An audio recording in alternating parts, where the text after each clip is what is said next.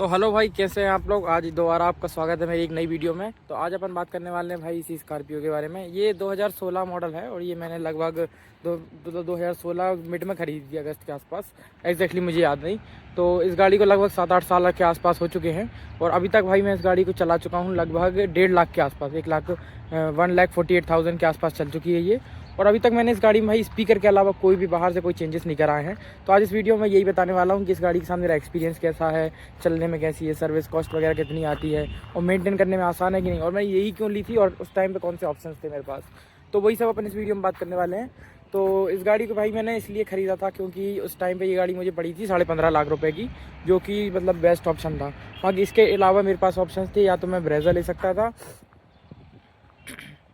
या फिर मेरे पास क्रेटा का ऑप्शन था। बाकी क्रेटा मुझे जहाँ तक मेरी फाइनल हो चुकी थी, लेकिन फिर लास्ट में एंड मोमेंट पे हमारे जो पापा थे उनकी ये फेवरेट कार थी, इसलिए उनको यही पसंद आई लास्ट में भी, तो हमने उसको छोड़ के ये ली। वैसे इसके अंदर एक एडवेंचर मॉडल आता था जिसको भी हमारा लेने का काफ़ी ज़्यादा मन था, लेकिन वो मैं ले नहीं पाया क्योंकि वो मतलब सोल्ड आउट हो चुका था। तो यही मिला मुझे, तो यही कलर मैंने लिया और वाइट कलर में मुझे चाहिए था, तो इसलिए मैंने वाइट ले लिया क्योंकि गंदा बहुत कम होता है और दिखने में भी खूबसूरत लग रही थी, इसलिए मैंने ये वाला कलर ख़रीदा। बाकी इसकी सर्विस कॉस्ट के बारे में आपको बता दूं, अगर अभी तक मैं इसकी मतलब शोरूम से ही सर्विस कराता आया हूँ, बाहर से कुछ भी नहीं कराया, तो अराउंड भाई 6-7 हज़ार तक अगर नॉर्मल सर्विस इसकी हो जाती है। बाकी अगर आपका कुछ काम निकले तो उसका कॉस्ट अलग रहता है। बाकी 5-6 हज़ार तक आप आराम से इसमें निपट जाते हैं। तो लगभग 10 हज़ार के आसपास मैं इसकी सर्विस कराता आया हूँ अभी तक, और जेन्युइन इसकी सर्विस कराई है। और बाकी ये वीडियो भाई मैं बेचने के लिए नहीं बना रहा हूँ, नहीं तो आप लोग कमेंट करें कि मतलब बेच रहे हो कि क्या, वो सब नहीं है। ये गाड़ी मैं रखने वाला हूँ अपने पास, इसमें तो जस्ट नॉर्मल पर्पज़ के लिए बना रहा हूँ। बाकी इस गाड़ी में मुझे अभी थोड़ी चीज़ों की जो परेशानी अभी आना शुरू हुई है वो है इसकी लाइट्स, जो कि आप देख सकते हैं थोड़ी पीली सी पड़ गई हैं। तो मैं सोच रहा हूँ इसमें जो S11 की जो ग्रिल आती थी वो इसके अंदर लगवाऊँ, और यहाँ पे जो हेडलाइट्स हैं वो अभी जो क्लासिक आ रही है उसकी लगवाने की सोच रहा हूँ मैं। बाकी इसके अंदर और भी कुछ भी चेंज नहीं कराऊंगा मैं, केवल ये 2 चीज़ें चेंज कराने के बारे में सोच रहा हूँ। तो आप मुझे कमेंट्स में बताइएगा कि मतलब कराना सही है कि यही वाली ग्रिल रखूँ मैं दोबारा, तो वो मुझे बताइएगा। बाकी इसके अंदर भाई काफ़ी ज़्यादा फीचर्स उस टाइम पे आते थे, जैसे कि rain sensing wiper, automatic headlamp और लाइट्स वगैरह, वो सब इसके अंदर आती चीज़ें। और देखने में भाई काफ़ी ज़्यादा ब्रॉड गाड़ी थी, और स्कॉर्पियो का नाम आप जानते ही हैं उस टाइम से भी मतलब काफ़ी ज़्यादा चला आ रहा है। तो इस गाड़ी के अलावा भाई और कोई ऑप्शन मुझे समझ में नहीं आ रहा था, और लेने में भी काफ़ी ज़्यादा बढ़िया था। बाकी अभी तक का इसका एक्सपीरियंस बताऊँ मैं तो एकदम स्मूथ रहा है, मतलब गाड़ी का नाम ही चलता है और अभी तक मुझे इससे कोई शिकायत नहीं हुई, कभी भी रोड पर कभी खड़ी नहीं हुई, ना कुछ खराबी आई ना कुछ, मतलब गाड़ी इतना स्मूथ चलती आ रही है। बाकी कुछ टाइम पहले मैंने इसकी मेजर सर्विस कराई थी, जिसमें इसकी वॉशिंग वगैरह कराई थी। लगभग मैंने 20 हज़ार चला चुका हूँ तो उसको कराने के बाद, जिसमें कि मेरा 80 हज़ार रुपये का खर्चा आया था। तो वो एक मेजर खर्चा इसका अभी तक आया है। बाकी इसके अलावा टायर चेंज कराओ और चलाते रहो और नॉर्मल सर्विस कराते रहो, उसके अलावा कोई इसमें अभी तक मुझे परेशानी नहीं आई है। और चलने में भाई गाड़ी एक नंबर है। मैं इसको काफ़ी ज़्यादा लॉन्ग ट्रिप पे भी ले जा चुका हूँ, जैसे कि मैं एक बार गया था अपने भोपाल से गया हुआ था मैं, पहले हम लोग गए थे जो मथुरा वगैरह, फिर उसके बाद हम लोग उत्तराखंड चले गए, फिर वहाँ से लौटते में भी हम एक ही दिन में मतलब कवर करने का सोचा था हमने, लेकिन कर लिया था लगभग ऑलमोस्ट हमने 1000 किलोमीटर इसको एक दिन में चला दी थी। बस एक स्टॉप लिया था बीच में, बाकी वहाँ से ड्राइवर था तो हमने एक ही दिन में इसको लगभग 1000 किलोमीटर पूरा चला लिया था, और गाड़ी में भाई कोई परेशानी नहीं आई इसमें हमें चलाने के लिए। बाकी इससे मैं कई बार मतलब लॉन्ग ट्रिप मारता रहता हूँ, जैसे अभी ये गाड़ी कुंभ होके भी आई है। और इसका सबसे अच्छा चीज़ जो मुझे लगी, इसके माइलेज। अगर अभी मैं इस MID में आपको दिखाऊंगा तो लगभग 20 के आसपास का आपको माइलेज दिखेगा, लेकिन आगे हम कुंभ मेला होके आए तो भाई इसने काफ़ी ज़्यादा अच्छी माइलेज दिखाई। हम 80 की स्पीड पे चल रहे थे, हमें मतलब एवरेज स्पीड 80 की मेंटेन करी थी, तो और ज़्यादा हमें जल्दी था नहीं, इसलिए आराम से जाना था। और ट्रैफिक भी खूब मिला, लेकिन उसके बाद भी इसने एवरेज स्पीड भाई मतलब एवरेज की बताऊँ मैं तो एवरेज 80 की स्पीड पे इसने हमें लगभग 20 तक का एवरेज निकाल के दिया था।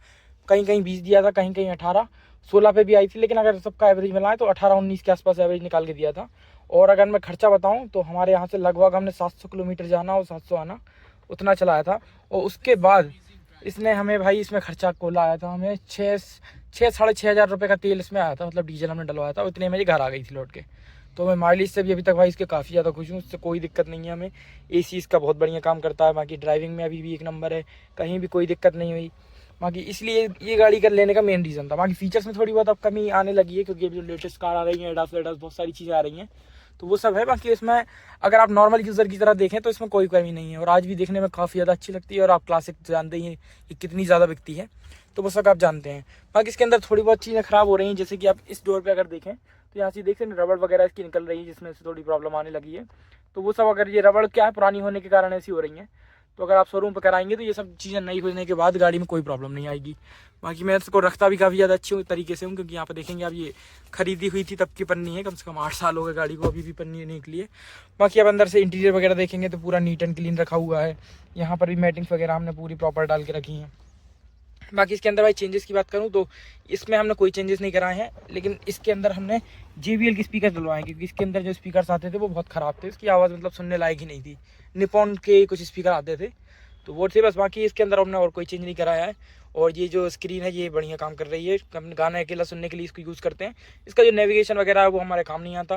बाकी इन्फॉर्मेशन वगैरह ये दिखाई देती है, जैसे 14 kmpl की अभी दिखा रही है इस सिटी में मैं चला के आया हूँ तो। और बाकी 2 सेल अगर यहाँ पे दिख रहे हैं तो आपको यहाँ पे रेंज दिखा रही है 319 किलोमीटर की। और अगर ये 319 दिखा रही है तो लगभग भाई ये गाड़ी 250 से ऊपर किलोमीटर चल जाएगी आराम से मतलब रिजर्व फ्यूल में बिल्कुल ख़त्म होने तक। वैसे अभी तक ऐसा हुआ नहीं है कि हमने इसको ख़त्म कर तक चलाया हो, जैसे ही इसमें वार्निंग आती है हम फिलअप करा लेते हैं वापस। तो गाड़ी एवरेज बहुत अच्छा देती है हमारी।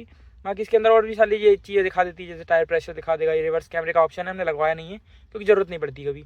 बाकी अलर्ट्स वगैरह ड्यू फॉर सर्विस हमेशा दिखाता ही रहता है, सर्विस इन्फॉर्मेशन वगैरह वो सब इसके अंदर दिख जाएगी।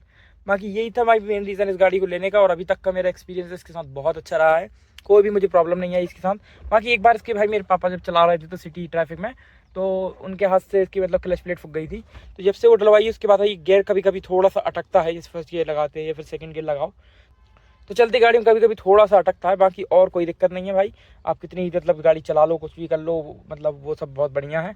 और हाई स्पीड पे भगाने की बात करूँ तो भाई इसको लगभग 130 तक भगा चुके हैं, लेकिन भगाना तो नहीं चाहिए क्योंकि बॉडी रोल बहुत ज़्यादा है। लेकिन 120-130 तक आप आराम से चला सकते हो, उसके ऊपर मतलब खतरा होता है क्योंकि बहुत ज़्यादा ऐसे झूलने लगती है, तो वो सब चीज़ें इसके साथ है। बाकी इसकी सस्पेंशन भाई काफ़ी ज़्यादा कमाल है, बहुत अच्छी सस्पेंशन है इसकी, मतलब बहुत ज़्यादा ऐसी गाड़ी झूलती रहती है। अगर आप ऐसे कभी ब्रेक मारेंगे तो गाड़ी बहुत ज़्यादा झूल जाती है। जैसे कि मैं अगर आपको करके दिखाना चाहूँ तो जैसे ही मैं इसका मतलब ब्रेक मारूंगा ना तो आप देखिएगा ये गाड़ी काफ़ी ज़्यादा झूल जाती है। तो अभी मैंने इसको स्टार्ट कर लिया है। और इसकी भाई एक बार बैटरी अकेली चेंज हुई है, मैं बता देता हूँ आपको।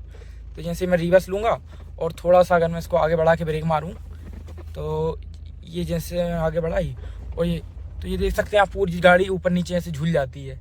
तो ये इसके सस्पेंशन भाई कुछ ज़्यादा ही तेज़ है, तो वो सब अब है इसके अंदर। बाकी गाड़ी में और कोई ऐसा खास कमी मुझे लगी नहीं। बाकी अभी भी अगर इसके ड्राइविंग एक्सपीरियंस की बात करो या किसी भी चीज़ की तो चलने में एकदम स्मूथ है। और आज भी भाई इसको लोग मुड़ मुड़ के देखते हैं, गाड़ी का मतलब नाम है। अगर मैं आपको बताऊं कि मतलब मैं जितनी भी ट्रिप पे ले जा चुका हूं तो मतलब हम ज़्यादातर 5 लोग ही इसमें जाते हैं, तो उसमें मुझे कोई प्रॉब्लम नहीं आती चलने में, किसी भी चीज़ में बैठने में। सामान भी इसमें काफ़ी ज़्यादा आ जाता है और बजट के हिसाब से भी ठीक है। मतलब 15 लाख रुपए की गाड़ी हमने खरीदी 15.5 की, खैर वो मतलब इंटरेस्ट लग के लोन वगैरह का वो ज़्यादा पड़ गई थी, लेकिन जो एक्चुअल कीमत थी वो 15.5 लाख के आसपास आई थी। बाकी इसके अंदर हमने जो चॉइस नंबर था वो भी लिया था, 1132 जो है इसका नंबर है, वो सब भी लिया था। बाकी वो सब करने के बाद भी इसमें मतलब अभी तक कोई कमी नहीं आई इतनी चलाने के बाद। और अभी भी हमें लगता नहीं है कि क्लासिक जो है उसको अपडेट करना चाहिए, क्योंकि उसका जो माइलेज है भाई वो काफ़ी ज़्यादा कम है।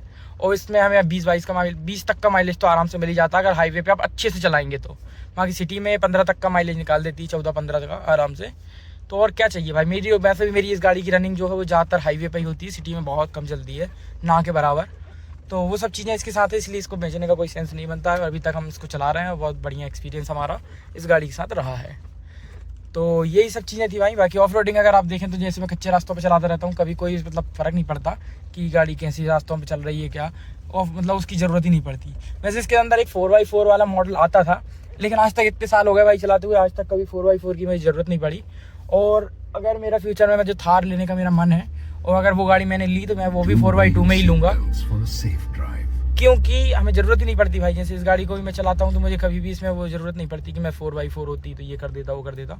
रोड पे चलाओ अपना मस्त, कोई ज़रूरत नहीं पड़ेगी। अब बढ़िया गाड़ी है, इसके अंदर खूब पावर है और बहुत बढ़िया तरीके से चलती रहती है। और लगभग जो ज़रूरी होते हैं वो सारे फीचर्स इसके अंदर हैं, जैसे क्रूज़ कंट्रोल वगैरह हुआ वो सब। वैसे क्रूज़ भी हम ज़्यादा यूज़ नहीं करते, लेकिन जितने भी फीचर्स हैं वो सारे इनफ हैं और जितने में हमें ज़रूरी होते हैं। तो ऐसा ही कुछ इसके साथ था भाई। बाकी ड्राइविंग एक्सपीरियंस भी इसका काफ़ी ज़्यादा अच्छा है। और इस गाड़ी से रिलेटेड भाई मैं ऐसे ही वीडियोस बनाता रहता हूँ, तो अगर आपको और भी कुछ जानना हो उसके बारे में, और भी कुछ आपका अगर क्वेश्चन हो, या फिर आपको सेकंड हैंड वगैरह लेने का प्लान कर रहे हो, तो कुछ पूछना चाहते हो तो वो सब आप मुझसे ज़रूर पूछिएगा इस कमेंट में। बाकी ये वीडियो आपको कैसी लगी वो भी बता दीजिएगा। बाकी वीडियो देखने के लिए आपका बहुत बहुत धन्यवाद। Thank you so much.